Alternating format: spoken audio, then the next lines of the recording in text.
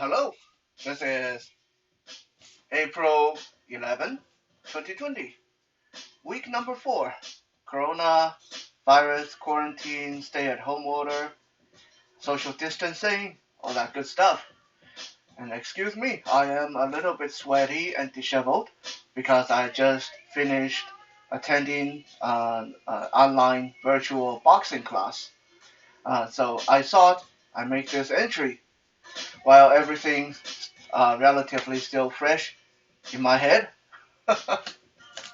Now, keep in mind, I am not a professional boxer. I've done a lot of other martial art, and boxing has always been kind of a recreational passion of mine. So there's probably going to be some of you that see what I am doing and stuff like that.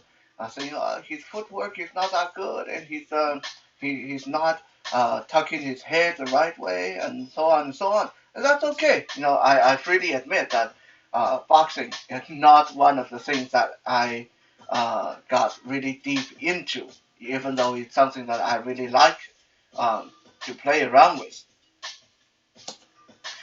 Um, I've always tell people when people ask me what is my religious affiliation, uh, I started out life as a Buddhist, and which is extremely ironic because Buddhism is supposed to be all about the way of the peaceful life and not supposed to be violent and stuff like that.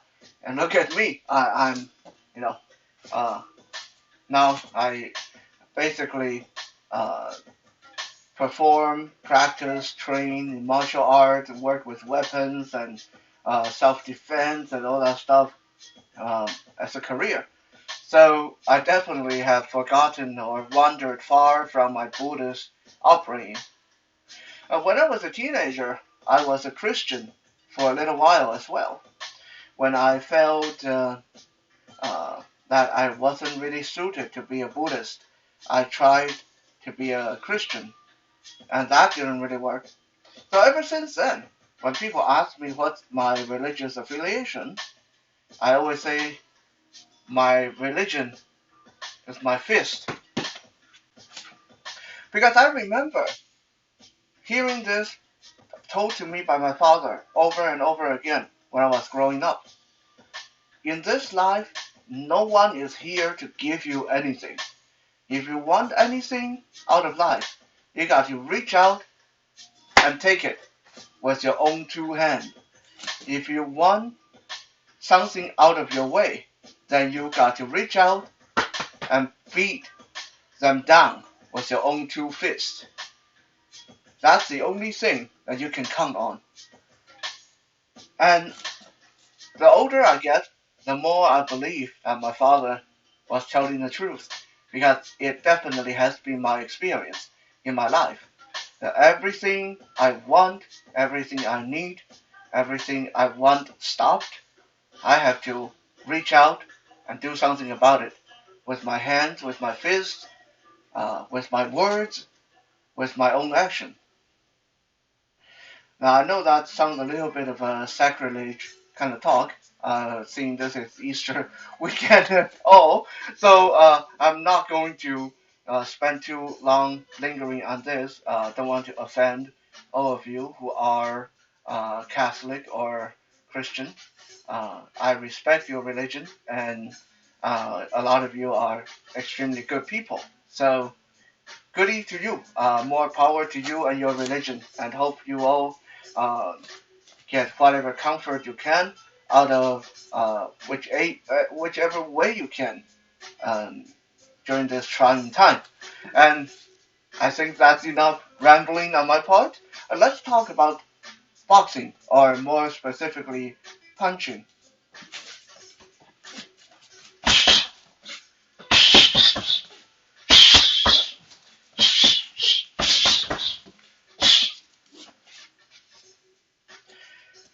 I'm going to quickly talk about some of the basics that some of you that's been training with me probably get tired of listening to me say this.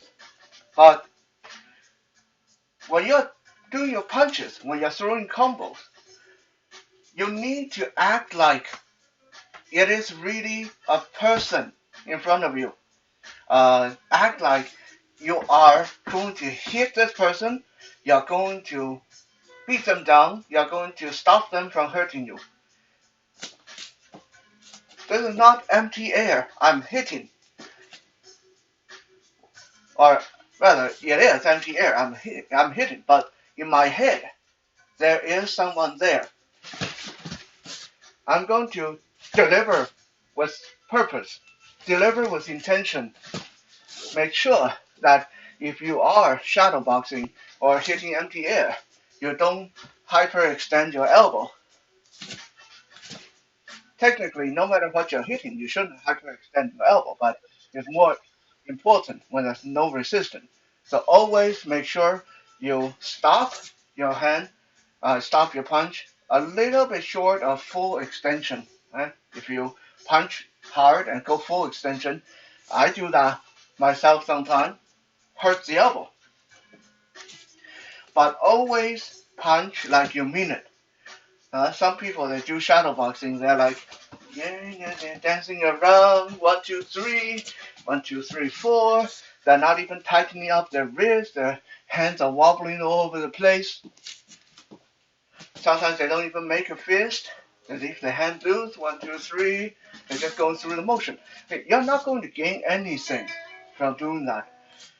When you practice boxing, when you practice fighting, when you practice punching, think about why you are doing this. Why are we punching? Because we're punching because we need to punch someone.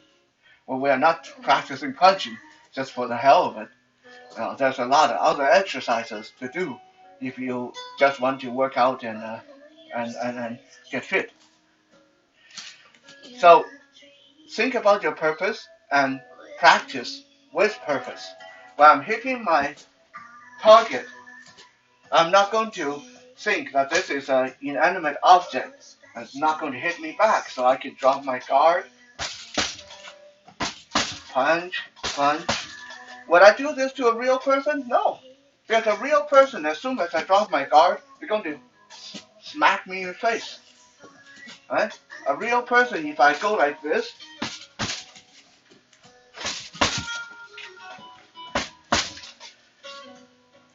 I'm going to get hit so many times that I wouldn't have a chance of surviving this fight. Whatever you are hitting, punching bag, training dummy, treat it with respect, the same respect that you would afford a real opponent. This is now my enemy. I respect him enough to fear him.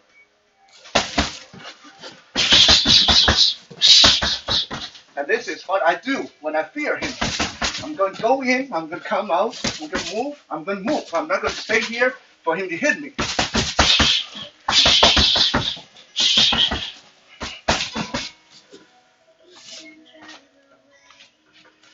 That's what you do when you respect your enemy. You want to hit them hard, hit them fast, and don't give them a chance to hit you back. So think of your bag, think of your training dummy as that enemy that you're supposed to respect and fear. So that's point number 1. Practice with purpose.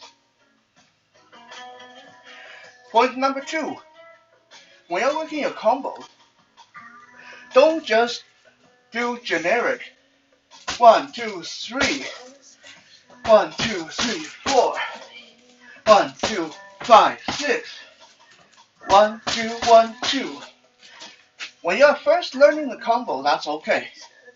When you're not sure about your number, when you still have to think in your head of what is number 4, then yes, you want to do a nice and even, nice and slow.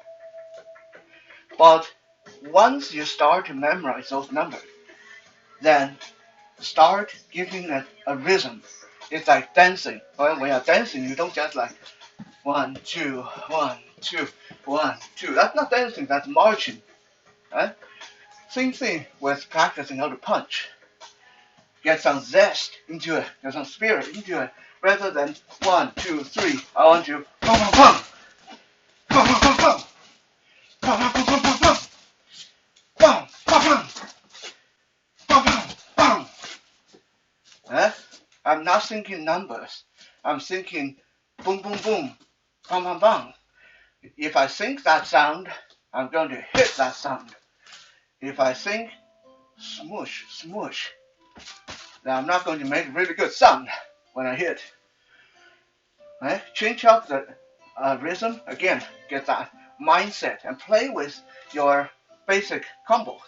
It doesn't always have to be 1, 2, 3. 1, 2, 3. You'll get bored. Eh? It can be 1, 2, 3. 1, 2, side step 3. 1, 2, back away, coming 3. 1, back away, coming 2, 3. 1, 1, 2, 3. 1, 2, 3. Okay? Move your feet. Move around. Play with it. Build your own rhythm. It doesn't always have to be the same. In fact, if you look at people who fight, spar, compete, they can all throw the 1, 2, 3 combo, but they are not going to do the same. Okay? Some people will be 1, 2, 3 all in the head, and some people will be 1, 2, and then 3 in the body. Some people will be 1 and then 2 in the body and 3 in the head. So play with that and have fun with it.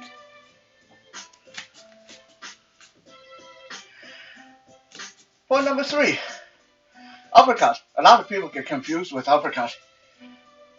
Standard. I see a lot of people. Well, okay, I don't see a lot of people because I can't see at all. But I trained a lot of people that when they do an uppercut, they drop their hand down to their belly button, they crouch down and do this big Shoryuken. Video game shout out Street Fighter. Yeah. People down, come up like that.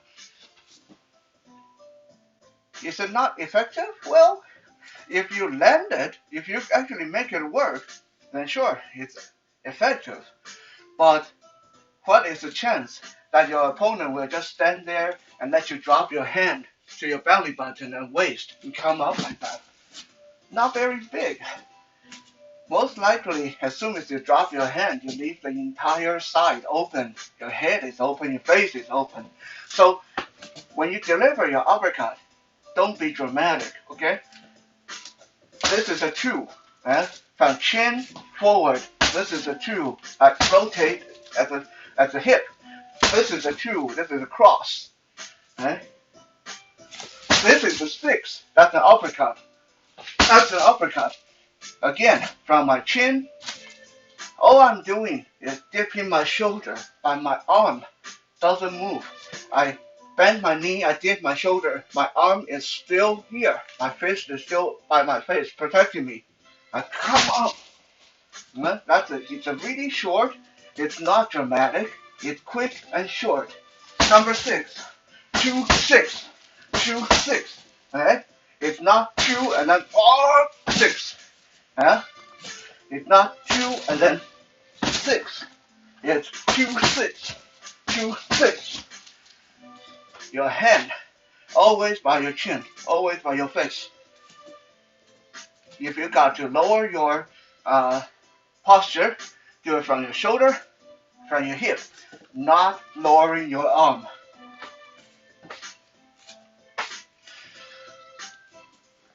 And with that, I'm going to leave you with a new combo I learned today that is pretty interesting, pretty effective. It is 1, 2, 1. But after the second time we deliver a jab, number 1, we don't retract. Rather, after the second one, I'm going to reach across the body. So now my dummy Bruce doesn't have arms, so I can't really illustrate this as well. But technically, if a person have their arms up, I'm going to reach across with my second jab and pin their arm against them. Okay, that will tie out that arm for a split second for me to pivot my body away from them and set up for a power 2. Okay, so 1, 2, pivot, arm out, pinning them, coming back, 2, and then 5. So jab, cross, jab, pin, cross, uppercut. Okay, obviously you don't want to do that pin for too long because unless you're in a boxing match where there's no grabbing, you're in an MMA match or anything else, that just open you up, so all kind of arm drag, takedown, and stuff like that. But if you just do a split second, you will confuse your opponent because suddenly they can't really move that arm. Okay, and then also kind of hide this next punch from their field of view. When I turn away, boom, boom, coming back with a 2 and a 5. Okay, so again, 1, 2, 1, 5, 2, 5, 1, 2, 1, 2, 5, 1, 2, 1, 2, 5, 1, 2, 1, pin, 2, 5, 1, 2, 1, pin, 2, 5. Okay, and that, my friend, is today's entry. Have fun, stay safe, and stay strong.